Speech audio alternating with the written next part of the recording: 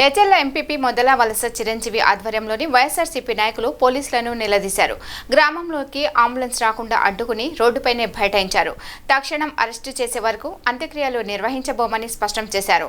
అనంతరం హెచ్ఎల్ మాజీ ఎమ్మెల్యే గొర్రె కిరణ్ కుమార్ నాయకులు పోలీసులతో జేఆర్పురం సీఐ కేసు దర్యాప్తు చేసి అధికారులు మాట్లాడారు. ఈ కేసుకు సంబంధించి ఉన్న ప్రతి ఒక్కరిని 2 రోజుల్లో అరెస్ట్ చేసి కోర్టులో హాజరుపరుస్తామని హామీ ఇచ్చారు. దీంతో స్థానికులు వెనక్కు తగ్గారు. అనంతరం అంత్యక్రియలు నిర్వహించారు. గొర్రె కిరణ్ కుమార్ మాట్లాడుతూ రాష్ట్రంలో నారా లోకేష్ రెడ్ బుక్ రాజ్యాంగం అమలు కావడం దురదృష్టకరమని మండిపడ్డారు. పోలీసులు నిష్పక్షపాతంగా పనిచేయలేకపోతున్నారని చెప్పారు. గ్రామాల్లో నేర ప్రవృత్తి పెరిగి యువతపై తీవ్ర ప్రభావం పడుతుందని అన్నారు.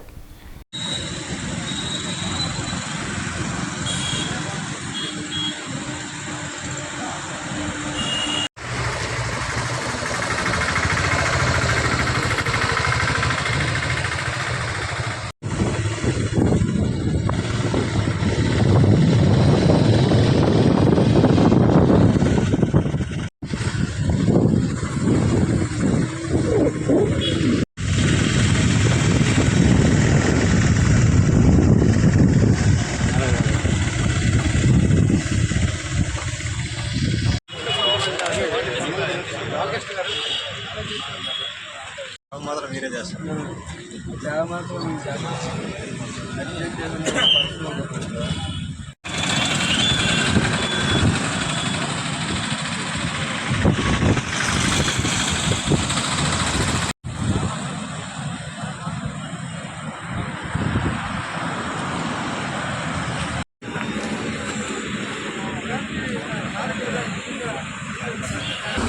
ఎందుకంటే ఈ గ్రామం గురించి అందరికీ తెలుసు కాబట్టి మేము 5 సంవత్సరాలు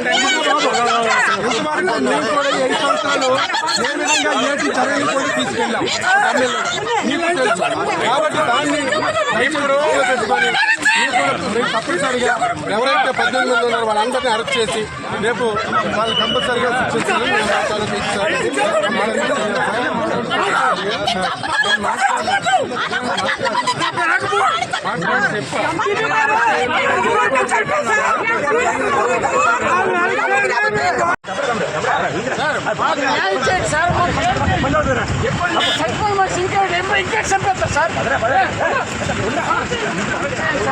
మాకు న్యాయం చేయండి సార్, మాకు న్యాయం చేయండి సార్, మాకు న్యాయం చేయండి సార్, మాకు న్యాయం చేయండి సార్.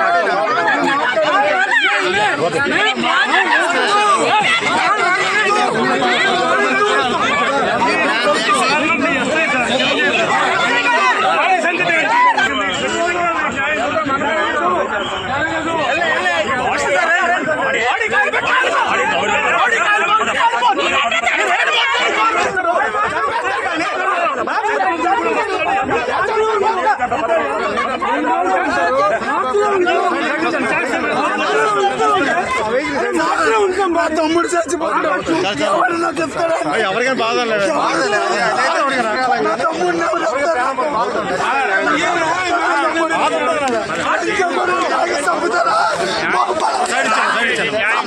అమ్మా సైడ్ ఇచ్చాను.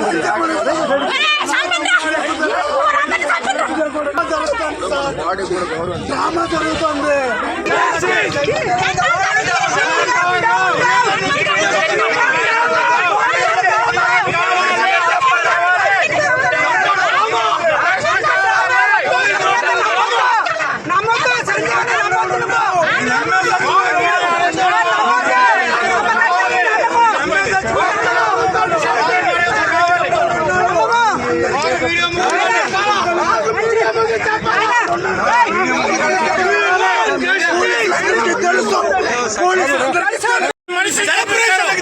వైసీపీ కార్యకర్తలు చంపేశారు. మాకు న్యాయం జరగాలి. మాకు అరెస్ట్ అయితే దమ్ములేదు సార్.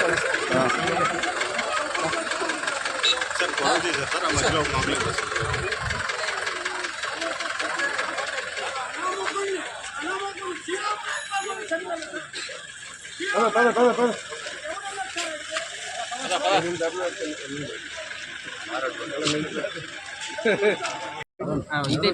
చీర్ల మండలంలో పరిధిపేట గ్రామంలో కోన ప్రసాద్ అనే వైఎస్ఆర్ కాంగ్రెస్ పార్టీ కార్యకర్తని ఒక 24 సంవత్సరాల యువకుడిని ఈరోజు తెలుగుదేశం పార్టీ అధికారంలోకి వచ్చి 2 నెలల్లోనే 3 నెలల్లోనే ఇలాంటి హత్యాకాండకు తెరతీయడం జరిగింది.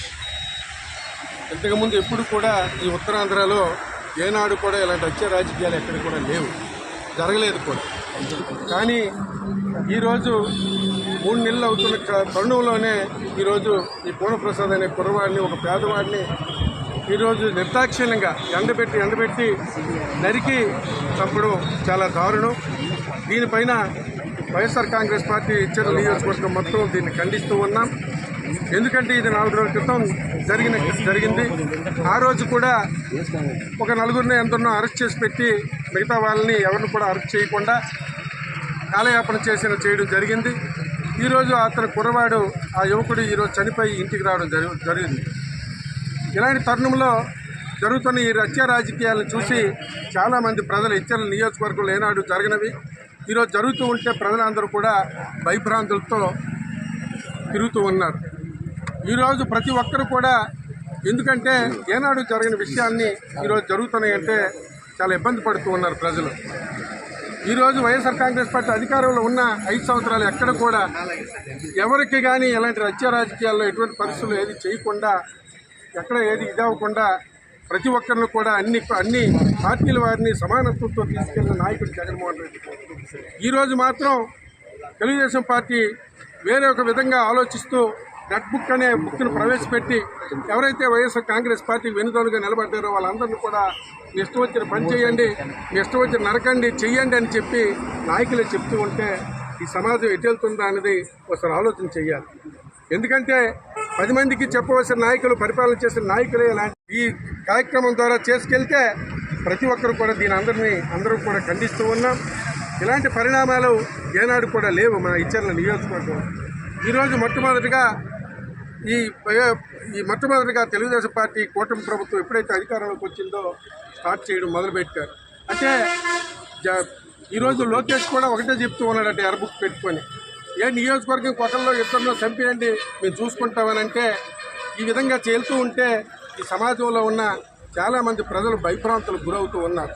కాబట్టి ఈరోజు జరిగిన పరిణామాన్ని కూడా హత్యకు కూడా తప్పనిసరిగా పోలీసు వారు కూడా తగిన యాక్షన్ తీసుకోవాలని కోరుకుంటూ ఉన్నాం.